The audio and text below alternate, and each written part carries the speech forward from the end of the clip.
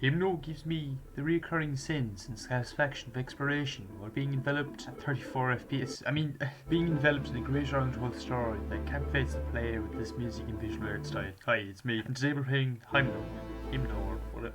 How do you say this? It's a simple platformer with even simpler mechanics and gameplay loop that's very easily exploitable in several ways. The game is recommended through Steam, and we know this is going to go well. And with decent user reviews, it intrigued me, so here we are. Playing this game, it's very atmospheric, but it's simple, with not much going on to fear, but fear the water, fear thy water, fear the water, fear the water. In seriousness, fear the water, or falling into it is just instant death, and that shit is so annoying. Especially after you farm, or you go to the farm so long, and you just get this item and then die. Oh, it's invigorating. It might just give me a wide aneurysm. Let's talk about this downright annoying movement system. It's almost annoying navigating through the world, but take this with a pinch of salt as my laptop runs like shite and is just about scraping through the air mid movement. 30 FPS at times, I can wholly say to you that I can't be complaining until I get my balling stank ass 95 Windows gaming computer. I'll just have to settle with this. But back to the game. With little to do but run and jump and collect with no intent or purpose, I'm giving it 3 hours. It's mostly held up by the atmosphere and the mood which is set by the game, and it does that superbly. It's a hollow shell but has potential. More for later. I'm reviewing this game. I checked it on the Steam store page to be intrigued that there was a demo for another game, the same movement and generation, the same skin, the same everything, textures, but it actually has mobs, items, biomes, and there's a lot more in it. So I hit the download link and now presented with this. Oh my god. Himno, whatever the fuck it is. The Silent Melody does everything that the first game intended to do, but to a degree that I'm so surprised that this is the demo. Today, the day has been uploaded, I spent 6.8 hours alone through this game, and it's really fun, especially for a demo. Although it adds tons of content, keep in mind that it stops at a certain point, so I recommend buying the game. With the recent purchase of my PC, I've jacked shit money, and so I can only play the demo, and I will be playing this game in the near future. That PC building video is ended this week, hopefully, or next week. The arbitrary and annoying movement system has been fleshed out quite a lot actually, with directional dashing as well as a charm system that took me way too long to get. With the base/room upgradability, with dashing, jump height, movement speed, and a bunch more weapons and bosses and animals. Compared to the last game, this is a solid 9 out of 10. All of this is culminated in a way better experience, with room for upgradability, with dashing, blocking, dodging, chance. And compared to the last game, it's a solid 9 out of 10 system in place, with the corruption and purity. You can only put on so many charms before you become completely corrupted. Your items will get lost.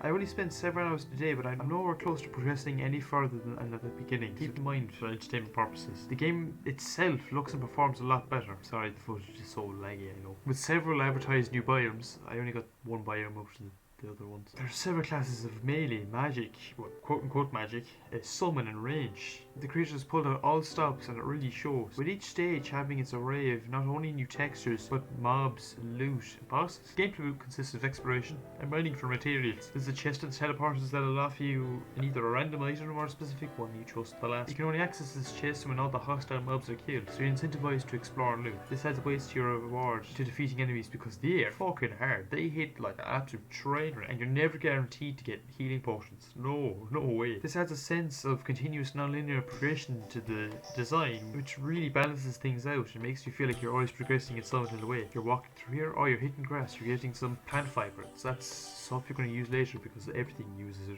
The levels are auto-generated, but as you can see, there are several assets just used in different ways over and over again. But it does work to refresh the player and the environment. As I said earlier, most materials can be mined or just found by hitting the ground. That grass, plant fiber I was talking about earlier, is one of the most, if not the most heavily used items in the game. Everything, and I mean almost everything, uses this at some point. Now I've talked about the gameplay mechanics, I've talked about the world. Let's hit my character up real quick. 6.8 hours in, and this is the 10:15 at night. I can gladly say that this is taking me a lot longer than I would have liked to. For the charms, I've got one that deals 20% more damage in the first try, paired with another one that allows me to blink through walls, but it uses 100% of my stamina. There's another ability that lets me refresh my dash, and there's another item that lets me heal 2 HP every beginning of the run. But with all that put together, I overdo my corruptivity or whatever this spare meter thing is. I'm not too sure. I'm going to stop. Now pair this all up with this basic sword and a glove that allows me to dash instead of block, dealing damage. It lets me kill almost all enemies in the most satisfying way possible, at high velocity with minimal risk to my character due to invincibility frames. Now, I don't want to spoil too much about this game, that I haven't really played that much of the game, but you can play the demo, and lucky enough, my laptop just scrapes by